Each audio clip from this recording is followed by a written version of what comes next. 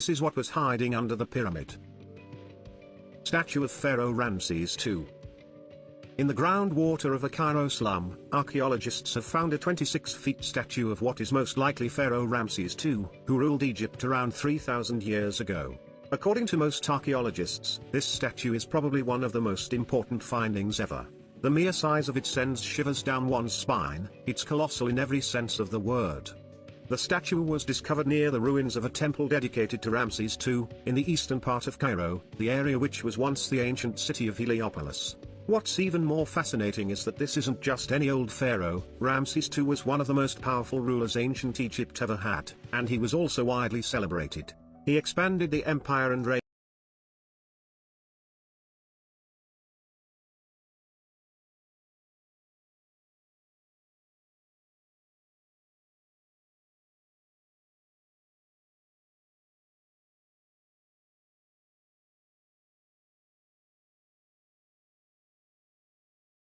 including the names of people who participated in the events during these times. The tablets are a fascinating find, not only because of the information they hold, but also because of the way they're constructed.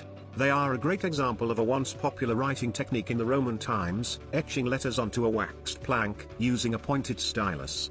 In most cases, the writings on the wax don't survive, but sometimes a scribe presses down too hard, leaving marks on the wood beneath the wax. Because of this, we can now learn more about what it was like to live in Roman London. Tartan dress. It's very rare to find a well-preserved piece of clothing from ancient times. The main reason for this is that cloth usually wears out quite quickly, as it succumbs to atmospheric changes faster than wood or rock. However, the so-called Tartan dress, named after the Egyptian town where it was discovered back in 1923, is one of those rare artifacts. Although it was originally discovered in 1913, scientists couldn't really date it with accuracy. It was obvious that the dress was from ancient Egypt, but it was unclear when exactly it was worn. However, more recently, by using a special carbon dating technique, scientists have managed to find out the exact time this piece of cloth was used, and it dates between 3000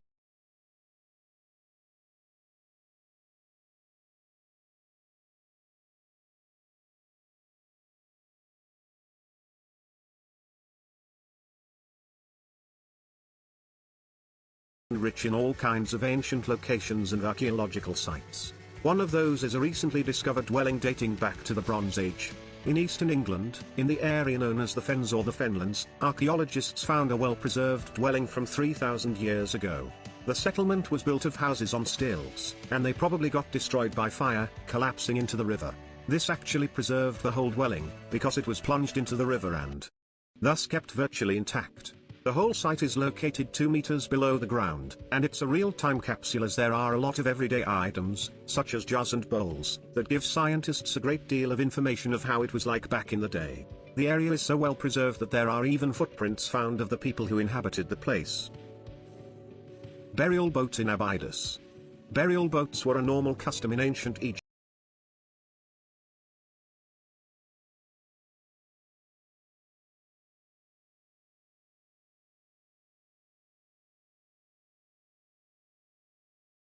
The pharaoh Senusret III. According to the Metropolitan Museum of Art, the face of Senusret III is one of the most individual and recognizable in all of Egyptian art. Not much remained of the original boat, only some planks. However, what is almost intact is a big burial chamber with more than 120 drawings of boats. And this is just the beginning, as scientists hope to find even more drawings similar to these. These drawings were even discovered in a well-preserved state, considering that the actual tomb dates back to 1850 BC. According to scientific estimates, there were also boat drawings on the ceiling of the tomb. It's clear that this is one of the most important findings of its kind. Akkadian city in Iraq. In present-day Iraq, a large group of international archaeologists found the remains of a big city that most probably belonged to the Akkadian Empire, which is one of the civilizations that flourished in the region of ancient Mesopotamia. This ancient city was founded more than 4,500 years ago, and it lasted for over 1 millennium. On the site, scientists saw the first known writing systems in the ancient world.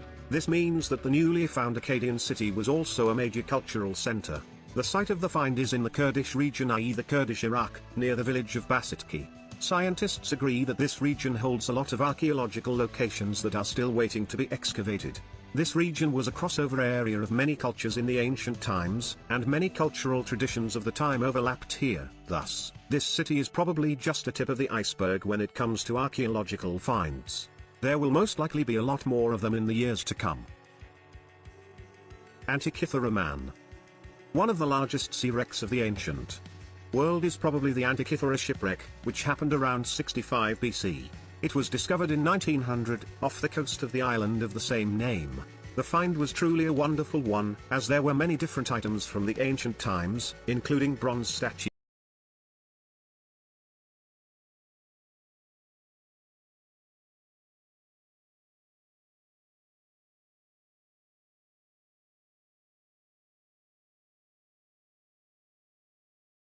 There have been other human remains located in the area of the wreck, but this is the first find in almost half a century, and it's the first one in the age of DNA analysis.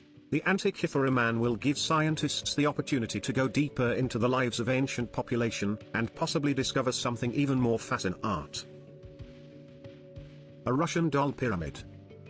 The Kukulkan pyramid, located in the state of Yucatan, in present-day Mexico, offers much more than the eye can tell. It is not only one pyramid, but 3 pyramids. One inside of another, inside of another, inside of another.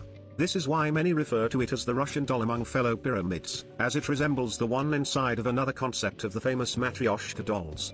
While researching, scientists used a very useful method called electrical resistivity, during which they passed electrical waves through the pyramidal structure and measures the degree of resistivity. The results were nothing short of amazing, and it turned out that the Kukulkan pyramid had 2 more pyramids inside of it. The scientists found out that the 2 smaller pyramids were built much earlier, which means that the whole 3-level structure wasn't built at the same time, but over a course of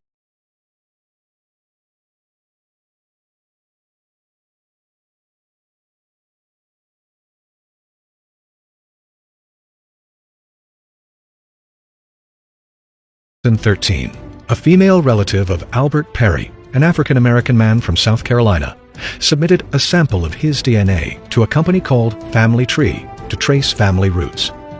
During the routine DNA analysis, technicians at the genetic testing company made an extremely rare discovery. Albert Perry contained a Y chromosome with a genetic signature like no other. Y chromosomes are the hereditary factor determining the male sex. Albert Perry revealed that the most recent common ancestor for his lineage was roaming the Earth about 338,000 years ago.